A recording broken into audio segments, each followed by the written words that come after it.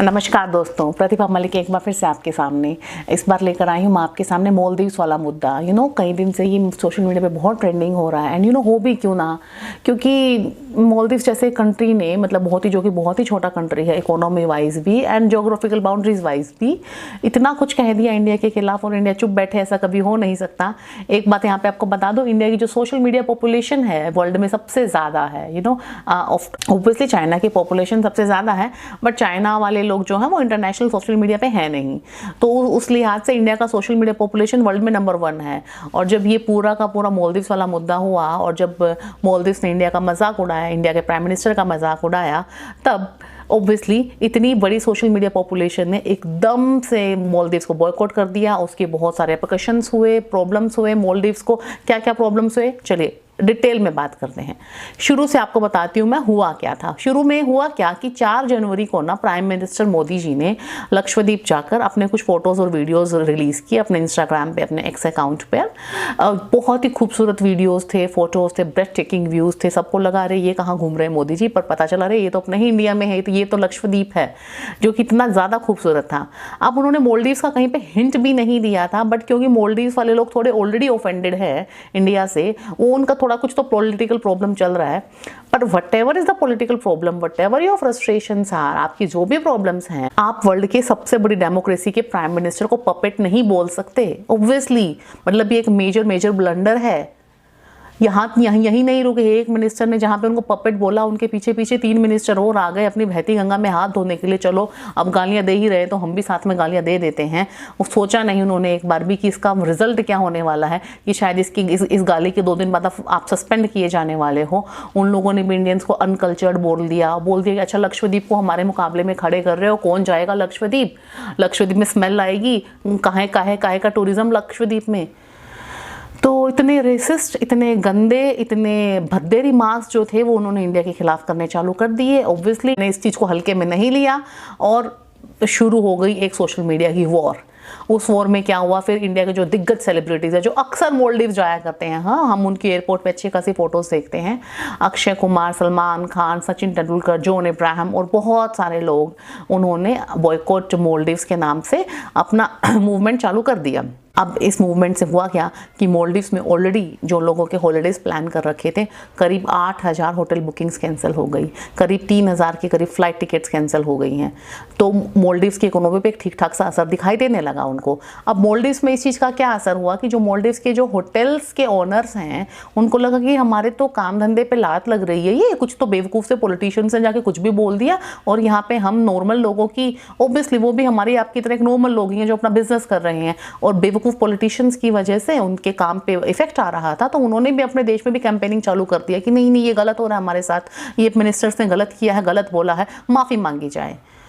तो जब इतने बड़े रेपरकशंस होने लगे कंट्री के अंदर, तो ऑब्वियसली उन तीनों मिनिस्टर्स को फायर कर दिया गया, सस्पेंड कर दिया गया, और ये स्टेटमेंट भी जारी कर दिया गया कि जो भी ओपिनियंस इन लोगों ने दिए हैं ये इनके पर्सनल ओपिनियन है, कोई भी पॉलिटिकल पार्टी इन लोगों के ओपिनियंस के साथ कोऑर्डिनेट नहीं करता है, ये इनके एकदम पर्सनल ओपिनियंस थे।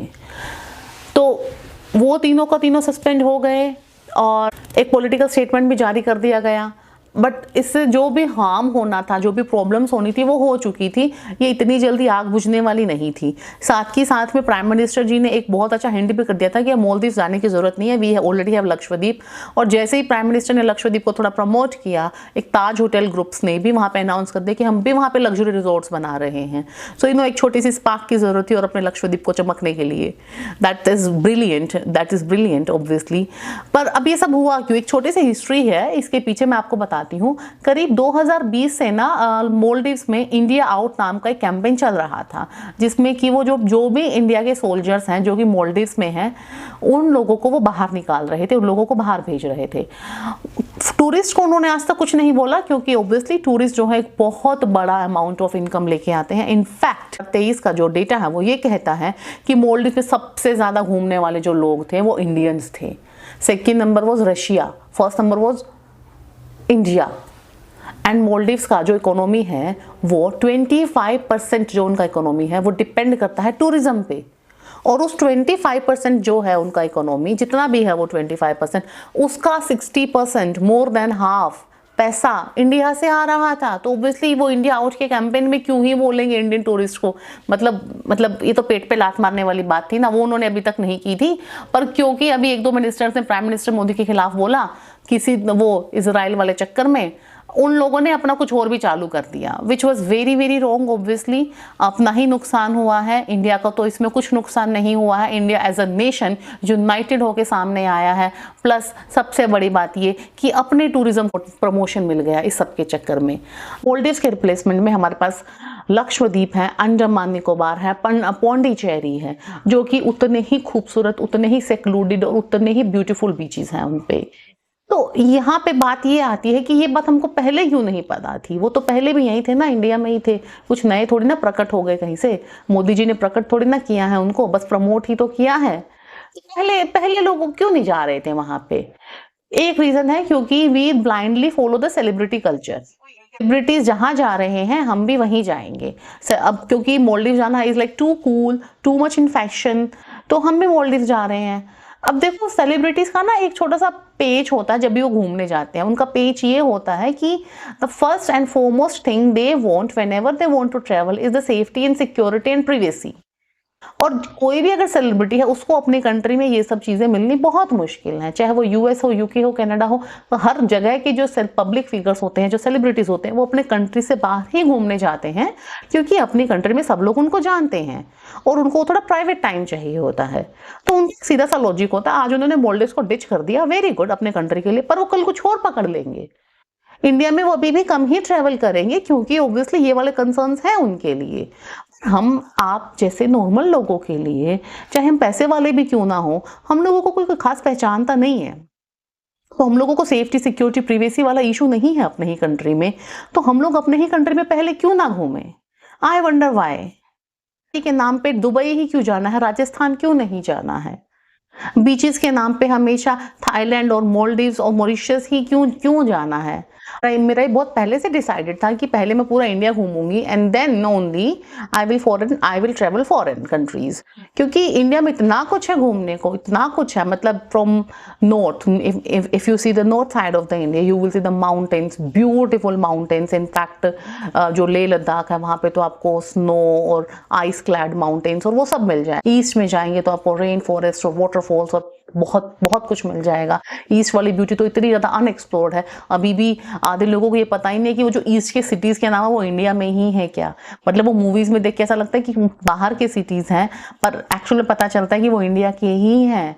अगर आप वेस्ट में जाएंगे तो हमारे पास डेजर्ट्स हैं। मतलब we have a buffet of tourism कि हाँ जो करना है करो, जहाँ जाना है जाओ। स्नोफॉल से लेके, डेजर्ट से लेके, फॉरेस्ट से लेके, जंगल safaris and animals and beaches and forest and mountains and waterfalls, we have everything यार। मतलब then why to go out every time just because कि सेलिब्रिटीज जा रहे हैं?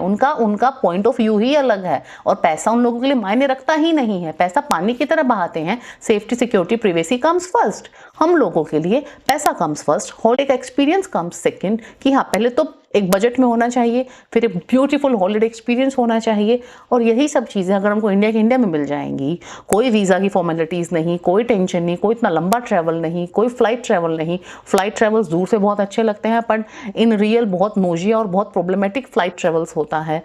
तो वाई नॉट प्रमोट इट?